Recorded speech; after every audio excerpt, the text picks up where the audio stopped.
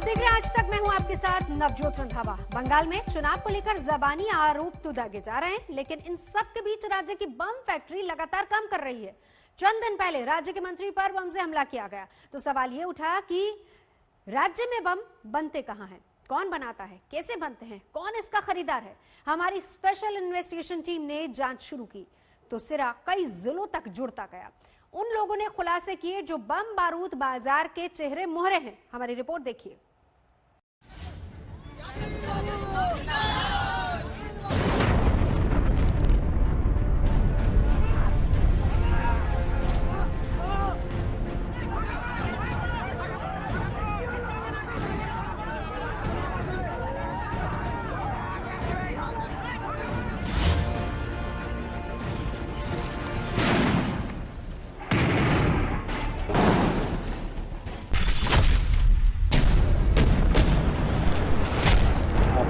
घर में फेंकेगा ना, घर साथ उड़ा देगा। अच्छा, इतना स्ट्रॉन्ग? हाँ,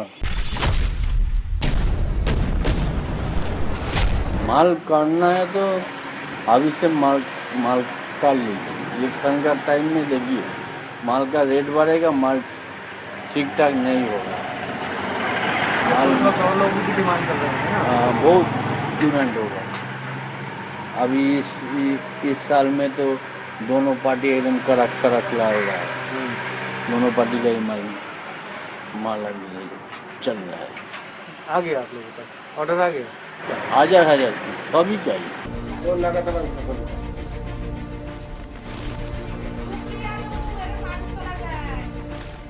बंगाल में बम के इन डीलर्स की एक एक बात आप ध्यान से सुनिए, क्योंकि इन बातों में बंगाल का वो विस्फोटक सच है जो आज तक की स्पेशल इन्वेस्टिगेशन टीम आपके सामने लेकर आई है।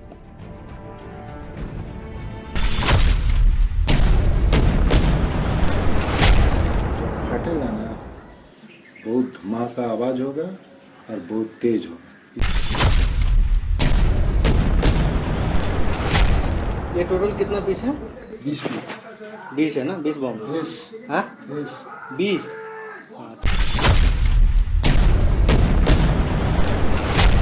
हम लोग टिफिन बॉक्स में भी माल बना के लैंड माइन कर दिया। कहाँ? मेदिनीपुर। लैंड माइनिंग मतलब जमीन के नीचे डाल दिया? जमीन के नीचे। किसके लिए? मेदिनीपुर में ये मतलब का इलेक्शन के टाइम? इलेक्शन का टाइम नहीं, माओवादी जब काम करता था लैंड माइन फटल, कुछ हम भी माल दिया था।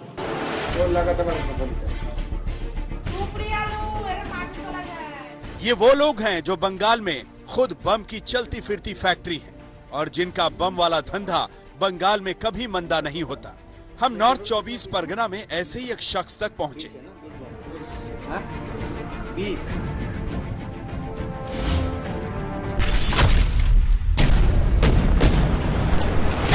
मैंने आपको ऑर्डर दे दिया तो 100 पीस कितने दिनों में मिल जाएगा? 4 दिन में। 4 दिन में? हाँ। मुझे उसमें बारूद ज्यादा चाहिए। हाँ बस हो गया ना। बड़ा जर्दा वाला डब्बा देखा? हाँ? जर्दा वाला डब्बा देखा? बड़ा? हाँ। बड़ा? हाँ। इतना बड़ा? हाँ। इतना बड़ा। वो बनाने से कम इतना बड़ा होगा। बनाने से इतना बड़ा होगा। अच्छा, बारूद उसमें ज्यादा बढ़ जाएगा ना कि ज्यादा फटे? हाँ। आप आइए, मंगल का आइए, आपका सैंपल देखा देगा। 100 पीस बम का ऑर्डर सिर्फ 4 दिन में तैयार, और बम भी ऐसा कि कोई दिवाली के पटाखे नहीं, जान लेने वाला, मकान तक उड़ा देने वाला।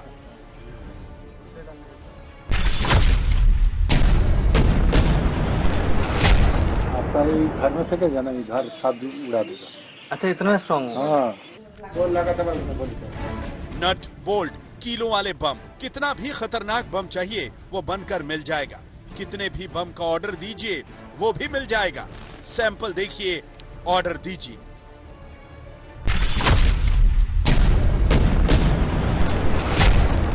फटेगा ना, बहुत धमाका आवाज होगा और बहुत तेज होगा। ये टोटल कितना पीस है? 20 है ना? 20 बम?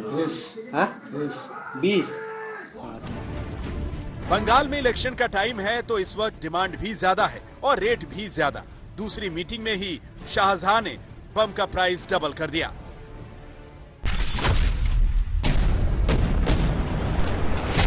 रेट बढ़ा देता है, 225 रुपया करके लगता है एक टमाटर। इलेक्शन के बाद हाँ, इस टाइम माल देता है हम लोग रिक्स लेके। एक नंबर चीज है, दूसरा नंबर चीज है उसमें और ज्यादा कुछ देना है। रिस्क तो ये भी समझते हैं, इसीलिए उन्हीं से बम का ऑर्डर लेते हैं जो जान पहचान वाले होते हैं। शाहजहां का दावा है कि हर पार्टी और नेता उनके पास आते हैं।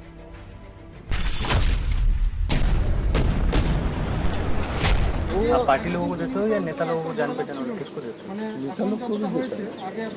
नेता लोग को भी किस देता पार्टी के? है। दो पार्टी, दो पार्टी, लेकिन जान पहचान। आप इस दूसरे शख्स से मिलिए। दक्षिण 24 परगना में हम बम डीलर के पास पहुंचे। इसका नाम शिवम है, जो सिर्फ देसी बम बनाने में ही नहीं, बंदूक और लैंडमाइन तक सप्लाई करने के दावे करता है। हम लोग टिफिन बॉक्स में भी माल बना के लैंडमाइन कर दिया। कहाँ? मेदिनीपुर लैंड माइनिंग मतलब जमीन के नीचे डाल दिया। जमीन के नीचे। किसके लिए? मेदिनीपुर में ये मतलब का इलेक्शन के टाइम? इलेक्शन के टाइम में माओवादी जब काम करता ना, लैंडमाइन डाल कुछ हम भी माल दिया। शिवम नाम के शख्स ने एक बम का रेट 130 रुपए लगाया और ये भी दावा किया कि पुलिस को सब पता होता है। इलेक्शन के टाइम पर उनके पास 1000 पीस का ऑर्डर भी आ चुका है।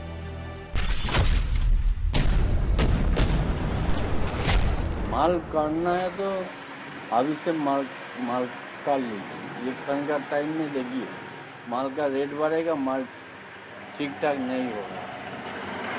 और लोग भी डिमांड कर रहे हैं ना? बहुत डिमांड होगा। अभी इस साल में तो दोनों पार्टी एकदम कड़क लाएगा। दोनों पार्टी का ही माल अभी से चल रहा है। आ गया आप लोगों का ऑर्डर? आ गया? हजार सभी चाहिए। बंगाल के इस बम बाजार की सीक्रेट इन्वेस्टिगेशन में हम वर्धमान जिले में पहुंचे, जहां हमें शफीक नाम का ये शख्स मिला। इसने बम के अंदर बारूद के हिसाब से हमें रेट बताया।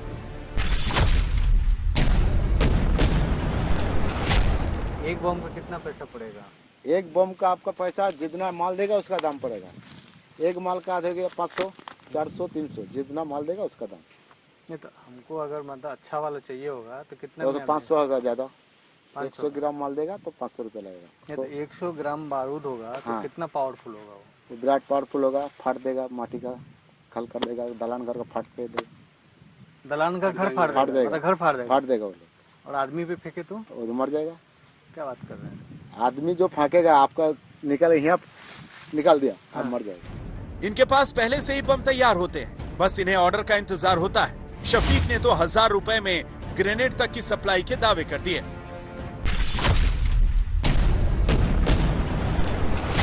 कितना रखा हुआ बना कर?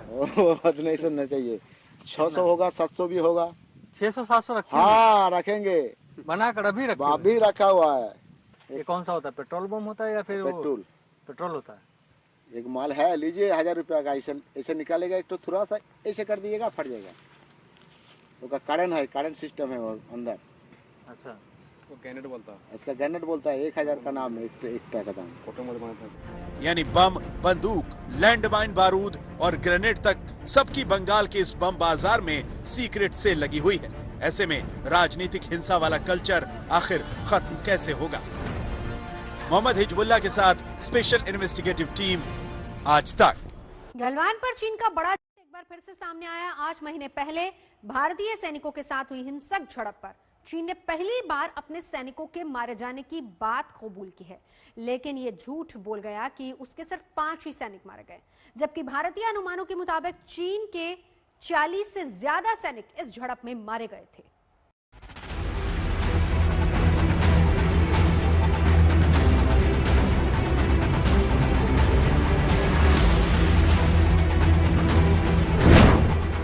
जून 2020 गलवान में हिंसक झड़प।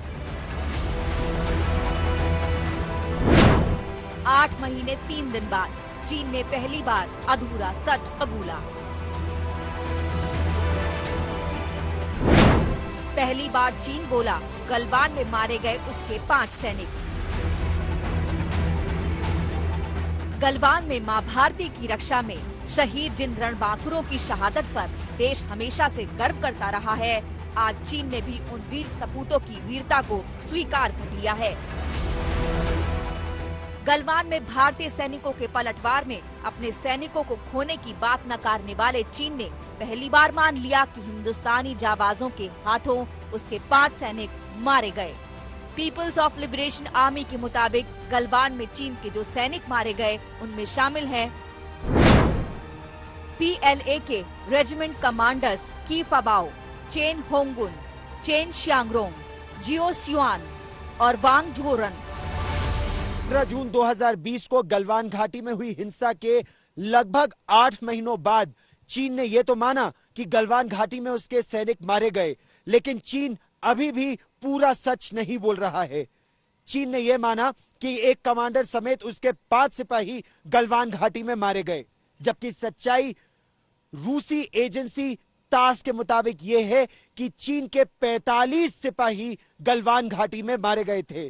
भारत के भी 20 योद्धाओं ने गलवान घाटी में चीन को पीछे खदेड़ने में अपने प्राणों का सर्वोच्च बलिदान दिया। 15 जून को जब 16वीं बिहार रेजिमेंट के कमांडिंग अधिकारी कर्नल संतोष बाबू कुछ सैनिकों के साथ इस बात की तस्दीक करने गए थे कि सैन्य स्तर की बातचीत में हुए समझौते के मुताबिक चीनी सैनिक पीछे हटे या नहीं, तभी निहत्थे भारतीय जवानों पर चीनी सैनिकों ने धोखे से हमला बोल दिया था।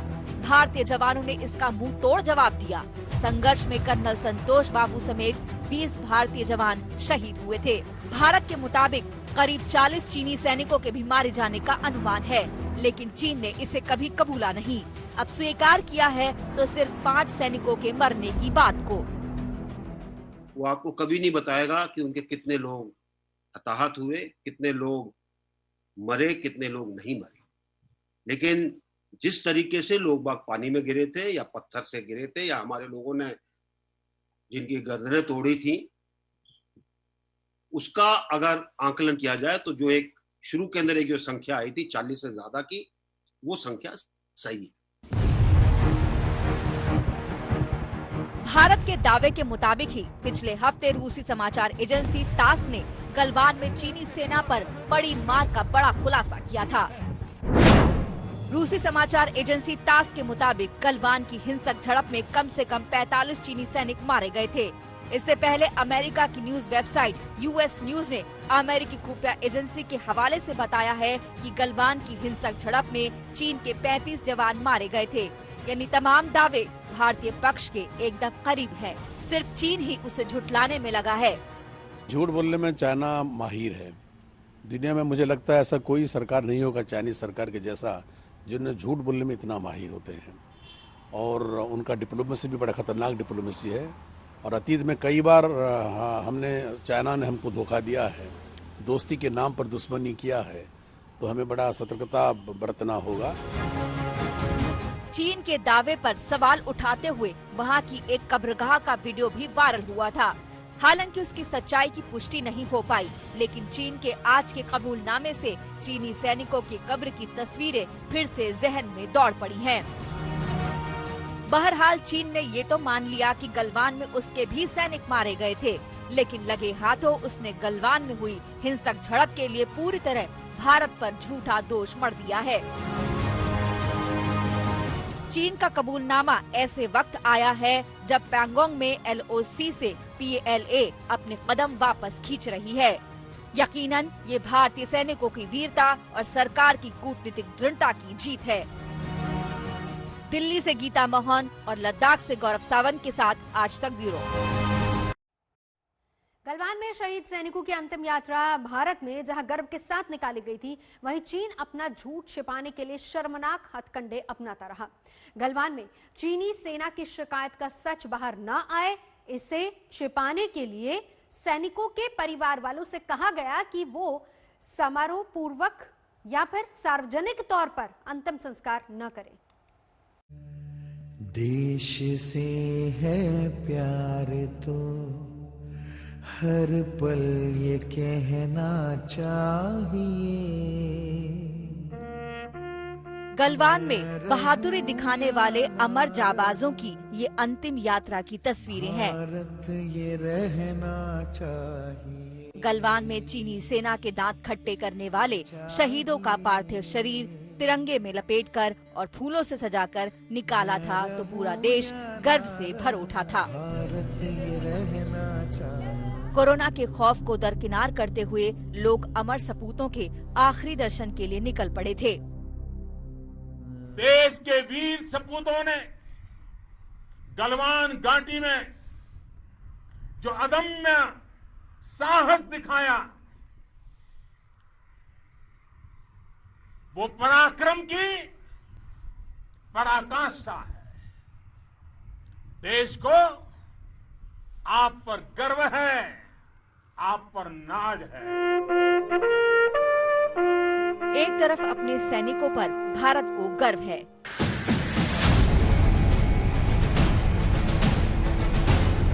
और दूसरी तरफ चीन की बेशर्मी जो गलवान में मारे गए अपने ही सैनिकों को स्वीकार करने में हिचकता रहा। अंतर्राष्ट्रीय मीडिया रिपोर्ट्स में ऐसी खबरें आईं कि चीन अपने सैन्य नुकसान को छिपाने के लिए हर मुमकिन कोशिश करता रहा।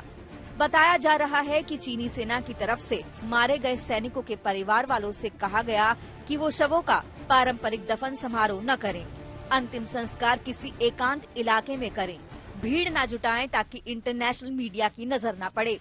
हालांकि इसके लिए कोरोना संक्रमण को ढाल बनाया गया था, लेकिन असली मकसद यही था कि उन सैनिकों की कोई याद बाकी न रहे जो गलवान में मारे गए। हिंदुस्तान ने साफ तौर पे कहा है और दुनिया हिंदुस्तान को बिलीव करती है कि हमारे कमांडिंग ऑफिसर डेथ थे, 19 सैनिकों के साथ में गए थे ये वेरीफाई करने के लिए कि वास्तव में चाइना ने पोस्ट को खाली किया या नहीं। उनको अचानक चाइना ने मारा और जो मुठभेड़ हुई उसमें चाइना के बहुत बड़े पैमाने पर लोग हताहत हुए। चाइना इसका दोष हिंदुस्तान के ऊपर थोपना चाहता है और एक्सेप्ट नहीं करना चाहता कि पहल उसने की, वो ये भी नहीं एक्सेप्ट करना चाहता था कि उसके बहुत बड़ी कैजुअलिटीज हुई। लेकिन इतने बड़े झूठ को कब तक छिपा पाता चीन? अंतर्राष्ट्रीय एजेंसियां लगातार उसकी पोल खोलने में लगी थी। ऐसे में इस सच को तो स्वीकार करना ही था। चीनी सेना जितना चाहे झूठ बोले, सत्य किसी से छुपा नहीं है। जून 2020 में गलवान की खूनी भिड़ंत के दौरान चीनी हमले का जवाब देते हुए भारतीय सेना ने उसी की भाषा में उसे मुंहतोड़ जवाब दिया था, जिसमें 20 भारतीय सैनिक शहीद हुए जबकि चीन के 40 से ज्यादा सैनिक मारे गए। दिल्ली से मंजीत नेगी के साथ आज तक ब्यूरो।